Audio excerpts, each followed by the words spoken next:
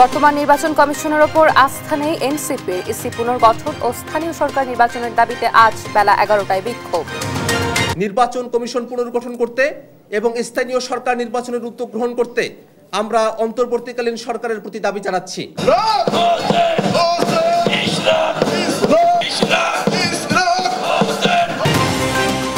ইশরাককে আজ দুপুরের আগেই দায়িত্ব দিতে আলটিমেটাম, আদালতে বিবেচনাধীন বললেন উপদেষ্টা। রিটের আদেশ আজ। মামলায় ফাঁসির নর্দার্ন ইউনিভার্সিটি দখল করতে চায় একটি চক্র, 2 দফায় হামলাও চালায়। মামলার ঘটনায় ক্ষুব্ধ নিহতের স্বজনরা। উত্তরের সীমান্ত পেরিয়ে প্রতিদিনই আসছে মাদক, ছড়িয়ে দেওয়া হচ্ছে দেশের নানা প্রান্তে। গ্রেপ্তারকৃতরা জামিনে মুক্তি পেয়ে ফের চোরাচালানে।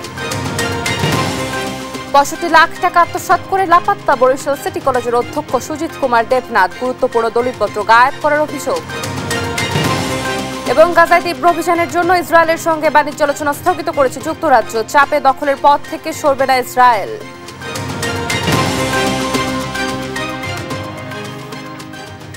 দেখছিলেন শিরোনামগুলো। সংবাদ সকালে আপনাদের সঙ্গে রয়েছি আমি অতসী সেন। এবারে পুরো খবর। নির্বাচন কমিশন পুনর্গঠন ও স্থানীয় সরকার নির্বাচনের দাবিতে নির্বাচন কমিশনের সামনে আজ সকাল 11টায় বিক্ষোভ সমাবেশের ঘোষণা দিয়েছে এনসিপি। স্থানীয় সরকার নির্বাচনের আয়োজনের মাধ্যমে চলমান সংকট দূর হবে বলে আশাবাদী দলটি। নিয়াজ মোর্শেদের প্রতিবেদন, জানাচ্ছেন মাহবুব তামিম। জটিল পরিস্থিতি তৈরি হয়েছে। মঙ্গলবার সন্ধ্যায় চলমান পরিস্থিতি নিয়ে জরুরি সংবাদ সম্মেলন আয়োজন করে জাতীয় নাগরিক পার্টি এনসিপি। এ সময় দ্রুত নির্বাচন কমিশন পুনর্গঠন করে স্থানীয় সরকার নির্বাচনের দাবি তোলেন দলটির নেতারা। দাবি আদায়ে ঘোষণা দেওয়া হয় বিক্ষোভ কর্মসূচির। ইশরাক হোসেন বনাম শেখ ফজলিনুর তাপসগং মামলাকে নজির হিসেবে নিয়ে সারা দেশে অবৈধ নির্বাচনের প্রার্থীরা আদালতে শরণাপন্ন হয়ে এক জটিল ও সংকটময় পরিস্থিতি তৈরি হয়েছে। এ সংকট নিরসনে এবং জনদুর্ভোগ লাঘবে স্থানীয় সরকার নির্বাচনই একমাত্র সমাধান। তাই আমরা অনতিবিলম্বে সংস্কার কমিশনের প্রস্তাব আমলে নিয়ে নির্বাচন কমিশন পুনর্গঠন করতে এবং স্থানীয় সরকার নির্বাচনের উদ্যোগ গ্রহণ করতে আমরা অন্তর্বর্তীকালীন সরকারের প্রতি দাবি জানাচ্ছি। বর্তমান প্রেক্ষাপটে ইসি কোনো একটি দলের প্রতি পক্ষপাতমূলক আচরণ করছে বলে অভিযোগ করেন দলটির আহ্বায়ক। ইশরাকের বিষয়ে নির্বাচন কমিশন কেন আপিল করেনি তা নিয়ে প্রশ্ন তোলেন নাহিদ ইসলাম। ইশরাক হোসেন মামলার যে বিষয়টা একেবারে সরাসরি ইলেকশন কমিশন এই সংকটটা তৈরি করেছে। তারা এই মামলায় কোনো কন্টেস্টই করেনি এবং তারা আপিলও করেনি। ফলে এটা খুবই স্পষ্ট যে তারা একটা দলের পক্ষ নিচ্ছে, একটা প্রার্থীর পক্ষ নিচ্ছে এবং এই ধরনের সংকট যে সামনে তারা করবে না। এবং এই নির্বাচন কমিশনের উপরে জাতীয় নির্বাচন বা যে কোনো নির্বাচনের উপর আস্থা তো আমরা রাখতে পারছি। এনসিপির আহ্বায়ক বলেন, প্রয়োজনে জাতীয় নির্বাচন ও গণপরিষদ নির্বাচনের তারিখ আগে ঘোষণা হতে পারে। যদি বিএনপির সংখ্যা থাকে বা অন্য কোনো দলের সংখ্যা থাকে জাতীয় নির্বাচন পিছানো, বা সেক্ষেত্রে আমরা তো বলি নাই যে জাতীয় নির্বাচন পিছিয়ে স্থানীয় সরকার নির্বাচন করতে হবে।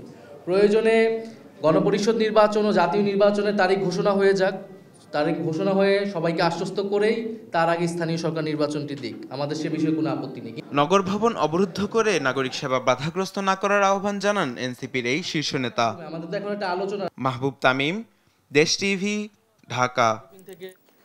বাসস্থানে এসে শপথ পড়ানোর প্রস্তাব দিলেও লাভ নেই বলে ফেসবুকে দেয়া এক পোস্টে জানান বিএনপি নেতা ইশরাক হোসেন। মঙ্গলবার রাতে নিজের ভেরিফাইড ফেসবুক পেজে দেয়া এক পোস্টে কথা বলেন তিনি।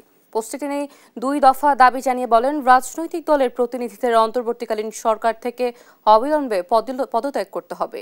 সেই সঙ্গে আদালতের মাধ্যমে যে সিদ্ধান্ত আসবে সেটার আইনানুগ বাস্তবায়ন করতে হবে। এর আগে ইশরাক হোসেনকে ঢাকা দক্ষিণ সিটি কর্পোরেশনের মেয়রের দায়িত্ব বুঝিয়ে দেওয়ার দাবিতে গত 6 দিন ধরে টানা বিক্ষোভ করেছেন তার সমর্থকরা। বিক্ষোভে আজ সকাল 10টা পর্যন্ত আলটিমেটাম দিয়েছে আন্দোলনকারীরা। এই সময়ের মধ্যে কোনো সিদ্ধান্ত না আসলে আরও কঠোর কর্মসূচির ঘোষণা করা হবে বলেও জানায় তারা। মেয়র হিসেবে শপথ না পড়ানোর নির্দেশনা চেয়ে দায়ের করা রিটের শুনানি শেষ আদেশ আজ।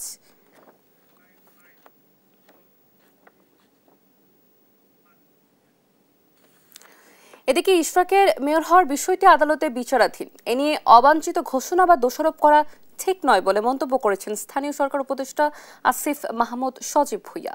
মঙ্গলবার দুপুরে সাভার জাতীয় যুব উন্নয়ন ইনস্টিটিউটে যুব সমাবেশ শেষে সাংবাদিকদের কথা বলেন তিনি। উপদেষ্টা আরো বলেন, ইশরাকের মেয়র হওয়া না হওয়ার সিদ্ধান্ত তিনি একা নিচ্ছেন না, এখানে সরকার কাজ করছে। এ নিয়ে আইনি জটিলতা থাকায় তারা আইন মন্ত্রণালয়ের মতামত চেয়েছেন জানিয়ে সে অনুযায়ী সিদ্ধান্ত নেওয়ার কথাও বলেন তিনি।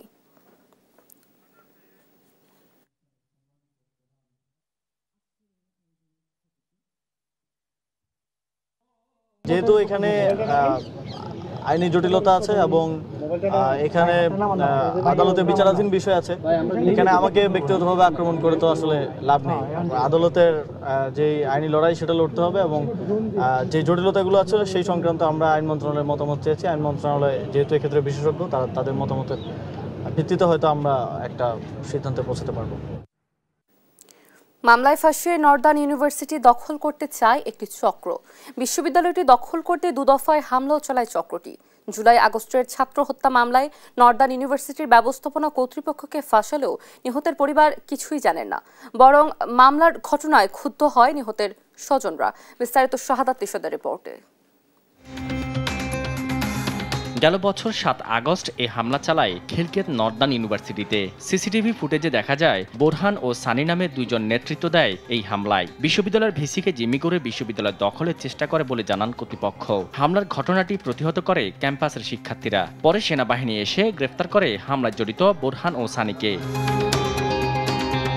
এই ঘটনার রেশ না কাটতেই কয়েকদিনের মাথায় বনানীর প্রাসাদ ট্রেড সেন্টারে নর্দার্ন বিশ্ববিদ্যালয় অফিসে মব ভায়োলেন্সের নামে হামলা চালায় দুর্বৃত্তরা।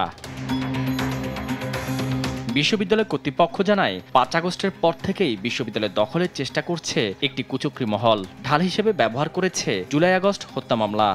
মিস্টার বোরহানুদ্দিন এবং লুৎফুর রহমান সানি তারা অপচেষ্টা চালিয়েছে আমাদের ইউনিভার্সিটি দখল করার জন্য। তাদের নামেও এখানে তারা নাম দিয়ে হত্যা মামলা দিয়েছে, মিথ্যা মামলা দিয়েছে। নিজ বিশ্ববিদ্যালয় ক্যাম্পাস রক্ষায় যেসব শিক্ষার্থী এগিয়ে এসেছিল সেই কুচক্রী মহলের মিথ্যা হত্যা মামলার ফাঁদে পড়তে হয়েছে তাদের। অথচ 24 জুলাই আগস্টের আন্দোলনে সামনের সারিতে ভূমিকা রেখেছিল নর্দার্ন বিশ্ববিদ্যালয়ের এসব শিক্ষার্থীরাও। তারা আমাদের বিরুদ্ধে যে মামলাটা দিল, এই মামলাটার কোনো ভিত্তি বুঝলাম না। কারণ আমরা তো আসছি আমাদের ভার্সিটি ভাঙচুর হচ্ছে সেটা দেখতে বা রক্ষা করতে বা যে কোনো কিছু একটা দাঁড়াইতে আসছি বিপরীতে। সেদিনের হামলায় জড়িত ছাড়া পাওয়া লুৎফুর রহমান সানির কাছে দেশ টিভি টিম সত্যতা জানতে চাইলে উল্টো বেসরকারি বিশ্ববিদ্যালয়টির মালিক দাবি করেন নিজেকে। হয়েছে আমাদেরকে ডেকে নিয়ে গিয়ে সেখানে আসলে আমাদেরকে রীতিমতো একটা ট্র্যাপে ফেলে আমাদেরকে পুলিশ ধরিয়ে এবং আইনি মামলায় আমাদেরকে জড়ানো হয়েছে। বিশ্ববিদ্যালয়টির প্রতিষ্ঠাতা ভিসি সহ কর্মকর্তাদের নামে ছাত্র হত্যার 2টি মামলার বিষয়ে অনুসন্ধান করে দেশ টিভি। গুলশান থানায় দায়ের করা মামলার বাদী জানান আসামিদের চেনেন না তিনি। একই সাথে জানান তার ছেলের মামলা করে দিয়েছিল অন্যরা। কিছু কিছু বলা হয় না যায় আমার এগুলা গোছাইছে বা দিচ্ছে, তা আমি তো মনে করছি যে যাক, আমি জানি না যে একজনের গোছাইছে, তুমি গেছো, তুমি যে আমাদের একটা উপকার করছো। এতে মনে করো অনেক লোক মামলা আসামি, কেউ দলীয়ভাবে দিছে, কেউ আওয়ামী লীগ করছে দিছে, কেউ মনে করেন বাড়ি বাড়ি শত্রুতা দিছে। তো আমার কথা যে নিরপরাধের লোক এরা আমার মামলায় না তো। শুধু তাই নয়, পল্টন থানার আরেক মামলা নিয়ে অনুসন্ধানে জানা যায় বাদী ও তদন্ত কর্মকর্তার ফোন নম্বর অকার্যকর। এরপর বাদীর ঠিকানা ধরে সন্ধান করলে দেখা যায় সেটি একটি রাজনৈতিক দলের কেন্দ্রীয় কার্যালয়। তাহলে কোনো দলীয় কার্যালয়কে কিভাবে পল্টন থানা মামলায় বাদীর ঠিকানা হিসেবে নথিভুক্ত করলো? সম্ভবত আমি যতদূর জানি অ্যাডভোকেট বাদী হতে পারবে না, বাদী একটা ঠিকানা সে দিতেই পারে। আইনজীবীরা বলছেন মামলায় ফাঁসিয়ে এমন দখল বাণিজ্যে জড়িতদের কঠোর শাস্তির আওতায় আনা উচিত। আমাদের প্রচলিত আইনে মিথ্যা মামলার সাজার বিধান আছে, যদিও অপর্যাপ্ত। নতুন সিআরপিসি চেঞ্জ হয়েছে, ওখানে মিথ্যা মামলার সাজা বড় করে আসতেছে। আমি মনে করি যদি এক্সাম্পলারি 5-10 জনকে মিথ্যা মামলার দায়ে সাজা দেওয়া হয়, এটা খুব কমে যাবে। সারা দেশে এমন দখল বাণিজ্য রোধে এখনই ব্যবস্থা নেওয়ার দাবি ভুক্তভোগীদের। শাহাদাত নিশাদ, দেশ টিভি, ঢাকা। যশোরে বাংলাদেশ বিমান বাহিনী একাডেমির প্যারেড গ্রাউন্ডও চলছে গ্রীষ্মকালীন রাষ্ট্রপতি কুচকাওয়াজ। আয়োজনে প্রধান অতিথি হিসেবে আছেন বাংলাদেশ নৌবাহিনীর প্রধান অ্যাডমিরাল মোহাম্মদ নাজমুল হাসান। সহকর্মী সালাউদ্দিন সাগর রয়েছেন গ্রাউন্ডে। আমরা সরাসরি চলে যাচ্ছি, সেখানে আমরা যুক্ত হচ্ছি।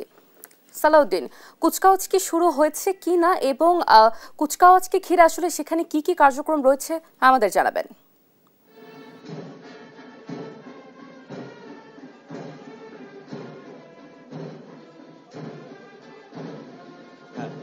আসলে আপনি যেমনটা বলছিলেন, আসলে যশোরের বিমান বাহিনী একাডেমিতে কিন্তু আসলে বার্ষিক যে গ্রীষ্মকালীন কুচকাওয়াজ সেটি কিন্তু শুরু হয়েছে সকাল 9টা থেকে। আমরা এখানে সকাল 9টা থেকে উপস্থিত হয়েছি। আজকে এখানে বার্ষিক কুচকাওয়াজ অনুষ্ঠানে প্রধান অতিথি হিসেবে নৌবাহিনী প্রধান কিন্তু উপস্থিত রয়েছেন, যিনি কিছুক্ষণ আগে এসে এখানে পৌঁছেছেন। বাংলাদেশ নৌবাহিনী প্রধান অ্যাডমিরাল মোহাম্মদ নাজমুল হাসান আজকের এই অনুষ্ঠানটির প্রধান অতিথি হিসেবে কিন্তু তিনি এখানে উপস্থিত হয়েছেন। তো আজকে এই অনুষ্ঠান থেকে, এই কুচকাওয়াজ থেকে আজকে কিন্তু আসলে 19 জনকে বিভিন্ন ক্যাটাগরিতে হচ্ছে র্যাঙ্ক ব্যাচ প্রদান করা হবে। একই সাথে এছাড়া মোট 45 জন অফিসার কিন্তু কমিশন লাভ করবেন। তো এইখানে আমরা সকাল থেকে এসে যেটা দেখতে পেরেছি যে আসলে কুচকাওয়াজ অনুষ্ঠানে কিন্তু কয়েকটি ভাগে ভাগ হয়ে কিন্তু বিমানের যে সেনারা রয়েছে তারা কিন্তু বিভিন্ন ডিসপ্লে প্রদান করছেন এবং এখনো পর্যন্ত তারা সেটি অব্যাহত রেখেছেন। কিছুক্ষণ আগে নৌবাহিনী প্রধান অ্যাডমিরাল নাজমুল হাসান কিন্তু এসে পৌঁছেছেন। তিনি কিছুক্ষণের মধ্যে সালাম গ্রহণ করবেন এবং মিডিয়ার সাথে কথা বলবেন। তো এখন প্যারেড গ্রাউন্ডে চলছে, ক্যামেরার মাধ্যমে দেখানোর চেষ্টা করে আপনারা দেখছেন যে আসলে যারা ট্রেনিং সমাপ্ত করে বিভিন্ন ক্যাটাগরিতে সাকসেস হয়েছেন তাদেরকে কিন্তু আজকে পুরস্কার প্রদান করা হবে এবং 45 জন অফিসারকে কিন্তু করা হবে, আজকে কমিশন লাভ করবেন এই অবস্থা থেকে।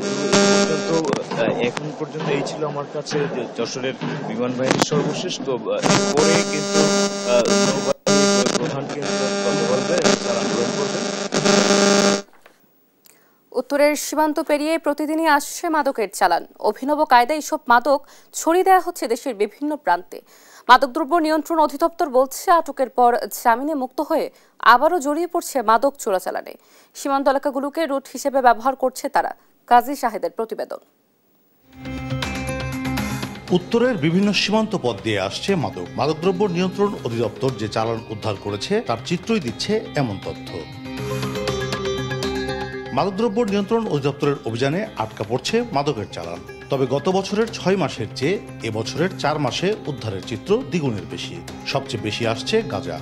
একটা বিষয় উল্লেখযোগ্য যে মাদক ব্যবসায়ীরা বিভিন্ন প্রযুক্তি অবলম্বন করছে। আমরাও সেটির সাথে সাথে তাল মিলিয়ে এগিয়ে যাচ্ছি এবং তাদের যে কৌশল, সেই কৌশল রপ্ত করে আমরা এই মূলত গাঁজার যে সিন্ডিকেট সেগুলো উদ্ধার করতে সমর্থ হচ্ছি। মাদকদ্রব্য নিয়ন্ত্রণ অধিদপ্তর বলছে, মাদকসহ যাদের গ্রেপ্তার করা হচ্ছে তারা দ্রুত জামিনে মুক্ত হয়ে আবারও জড়িয়ে পড়ছে কারবারে। একাধিকবার গ্রেপ্তার মাদক কারবারিদের তালিকাও করছেন তারা। গত সপ্তাহে একটা রিপোর্ট করেছি যে প্রায় 8 থেকে 10 জন ব্যক্তি আমাদের কাছেই 8 থেকে 10 বার করে আটক হয়েছে এবং বড় বড় মামলা 110 কেজি গাঁজাসহ 60 কেজি গাঁজাসহ, এবং তারা ওই 2 মাস 3 মাসের মধ্যে ওই সিন্ডিকেট তাদেরকে আপনার জামিনের ব্যবস্থা গ্রহণ করে এবং জামিনে নিয়ে আসার উদ্যোগ গ্রহণ করে। তো এটার কারণেই মূলত হচ্ছে যে বারবার তারা এই অভ্যাসগত অপরাধীতে পরিণত হচ্ছে। রাষ্ট্রপক্ষের আইনজীবী বলছেন, মামলার পর তদন্ত ও বিচার প্রক্রিয়া ধীরগতিতে হওয়ায় অপরাধীরা সুযোগ নিচ্ছে। মাদক চোরাচালান মামলার বিচার কার্যে আইন সংশোধনের পরামর্শ তার। যদি বিচার প্রক্রিয়াটা এইটা যদি শর্ট টাইমে হয়, মানে অল্প সময়ের মধ্যে যদি এই বিচার প্রক্রিয়াটা নিষ্পত্তি করা যায়, তাহলে হয়তো অনেকাংশে এই মাদকের ব্যাপারটা ক্লিয়ার হতে পারে, মাদক এই ব্যবসা থেকে তারা সরে আসতে পারে। সুতরাং আমাদের এই মাদকের মামলাগুলি যাতে দ্রুততম সময়ের মধ্যে নিষ্পত্তি হয়, এই জন্য আইন সংস্কার প্রয়োজন।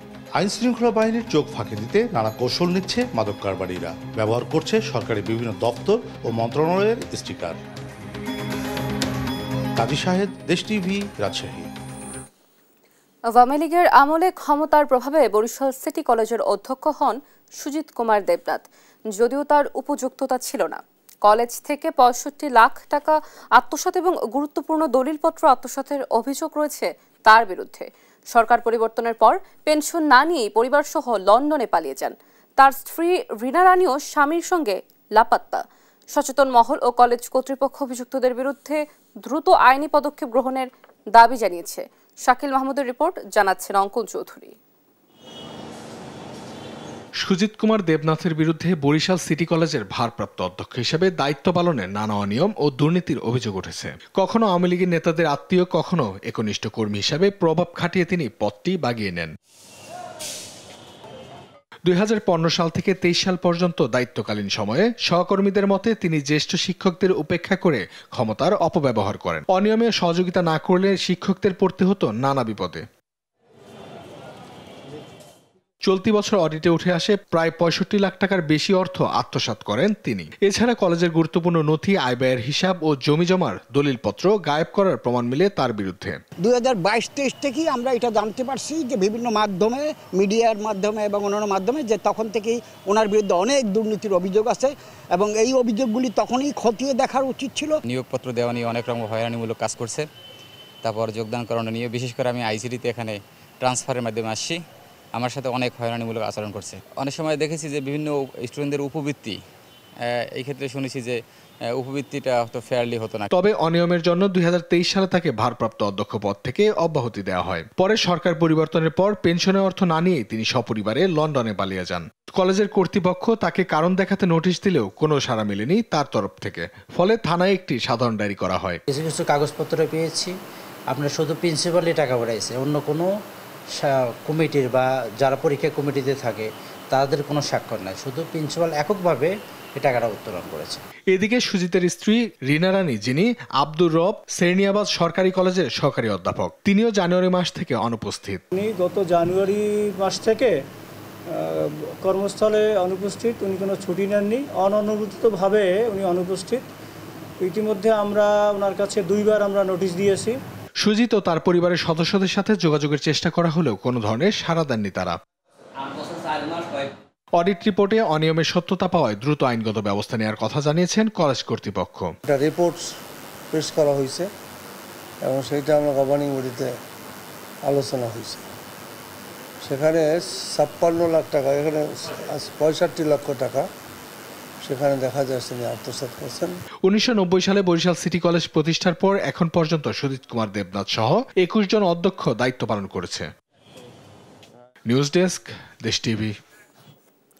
কুষ্টিয়ার কুমারখালী উপজেলার চাপাইগাছি বাজারে প্রায় 150 বছরের ঐতিহ্যবাহী গাজী কালু চম্পাবতী মেলা বসানোকে কেন্দ্র করে জামায়াত ও বিএনপির নেতাকর্মীদের মধ্যে সংঘর্ষের ঘটনা ঘটেছে। মঙ্গলবার সন্ধ্যা 7টার দিকে এই সংঘর্ষে অন্তত 11 জন আহত হন। সংঘর্ষের সময় মেলার প্রায় 30টি দোকানে হামলা, ভাঙচুর ও লুটপাটের ঘটনা ঘটে। জামায়াতের পক্ষ থেকে অভিযোগ করা হয় মেলায় অশ্লীলতা ও জুয়ার আসর বসানো হয় বলে তারা প্রতিবাদ জানিয়েছিল। অন্যদিকে বিএনপি নেতাকর্মীরা দাবি করেন জামায়াতের শত কর্মী তাদের উপর অতর্কিত হামলা চালায়। পুলিশ জানায়, এবছর মেলার জন্য প্রশাসনের অনুমতি না থাকলেও বিএনপি সমর্থকরা মেলা বসানোর উদ্যোগ নেন, যা জামায়াতের আপত্তির মুখে সংঘর্ষে রূপ নেয়।